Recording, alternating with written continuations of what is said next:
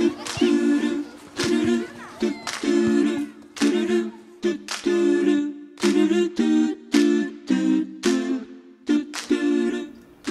んにちは。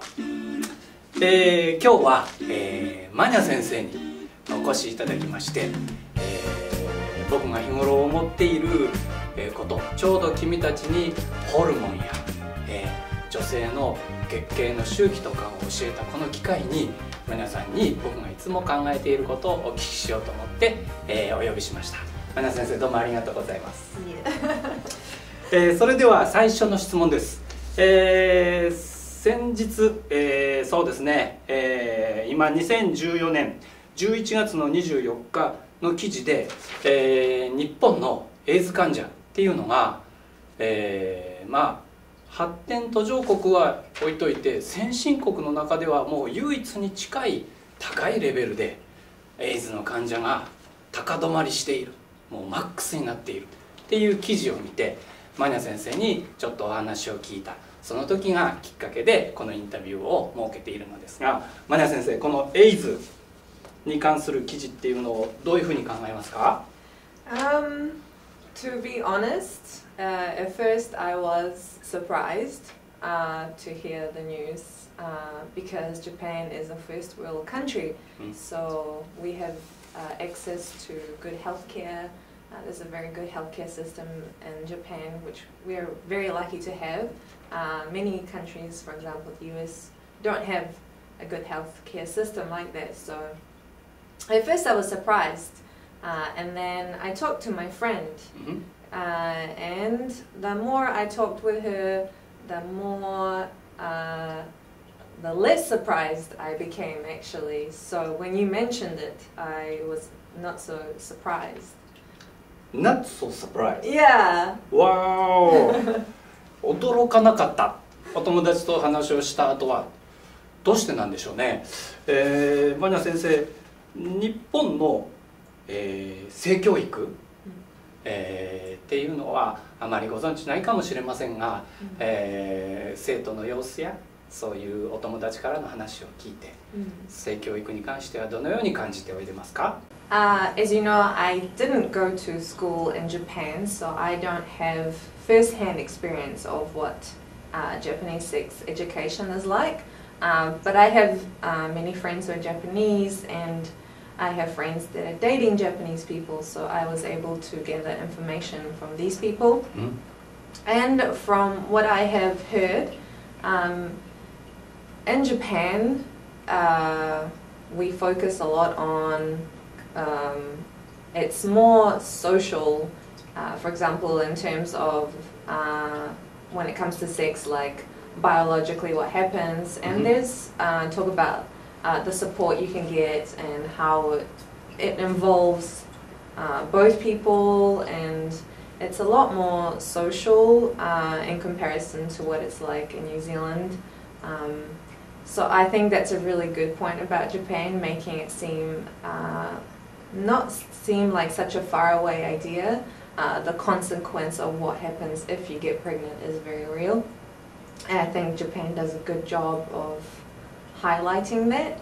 However, I think the problem, and this ties in with the increase in AIDS, is that there isn't enough emphasis on maybe the type of contraception that is available to us, and also different types of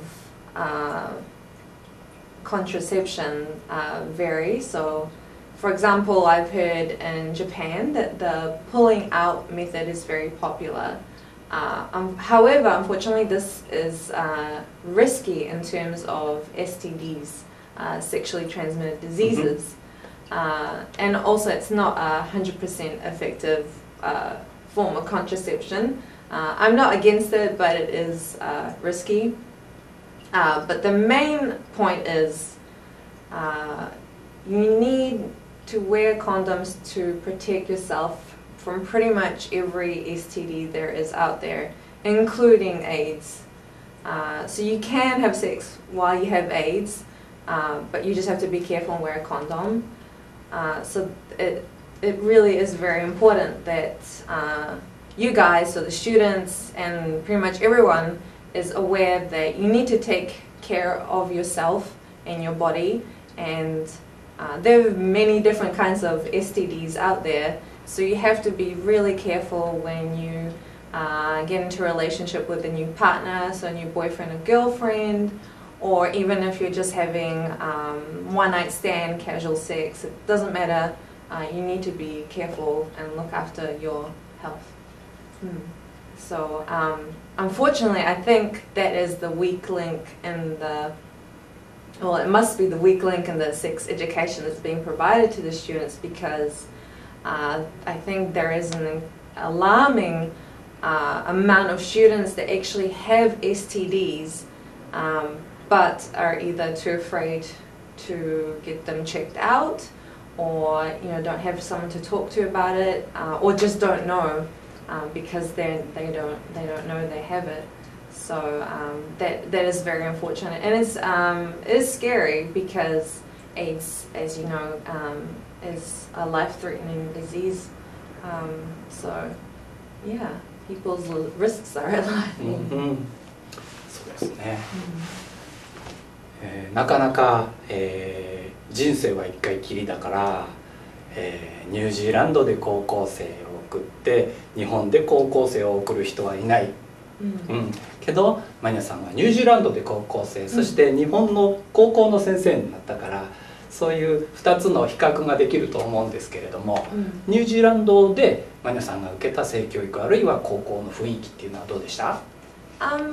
From what I remember as a high school student, our sex education was very, I would say, not mechanical, but it wasn't very, it was very biological, like kind of from a textbook, basically, like these are the facts, and this is what will happen if you do this. If you sleep with someone that have STDs, you will get an STD. If you have unprotected sex, you will get pregnant. This is how pregnancy works, and so on.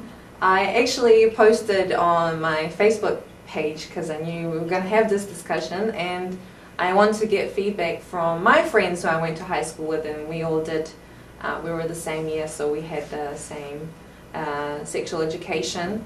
And besides the different types of contraception that you can use, we also discussed, and what I think is also really important, are relationship type things. So what is a healthy relationship? How do you know how is it healthy? There are a lot of cases where someone might be in an abusive relationship and they don't know who to reach out to, and this is really important. So you need to know who you can contact, and there also needs to be information for the friends. So if they think their friend is in an abusive relationship, what is something they can do? How can they help their friend? Also, when it comes to sex, we don't really talk about like sex is pleasurable. Like everybody likes doing it because it's fun, and it's supposed to be fun and pleasurable, but it's definitely not something we talk about in sex education. Obviously it's a social kind of barrier as well. Obviously we don't really talk about it, which is bad, because then there are people out there having bad sex and they don't know. And for women especially, it's kind of seen sometimes as a burden, which it shouldn't be. Sex, like I said, it should be fun for both people, and it's also about consent. I think there's also really needs to be talked about. Yes means yes, and yes only means yes. So if someone is not saying yes, then you need to stop whatever you're doing, and any other form of communication doesn't count. It has to be yes. So can I keep going? Yes. Is this okay? Yes. And at any time you should be able to say no and stop, and the other person should respect you and they should respect their action. And this doesn't only count when you're a boyfriend, girlfriend, or if you're having casual sex. It also counts in like long-term relationships and marriages, you are in no way, there is no contract. You don't have to have sex if you don't want to, even if it's your wife or your husband or anyone, otherwise that is known as rape. And this is also a very, very serious topic. I think in our school as well, we didn't really cover rape education, which is very important. There is a very high rates all over the world of rape, especially the main victims are women. So I feel very strongly about this topic.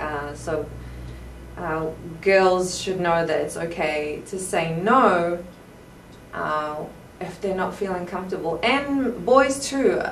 There is that social kind of, not stigma, but you know, the boys are meant to be this and they're meant to be sexual and they want to have sex and rah, rah, rah, all the time. But I don't think this is true. We're not all the same.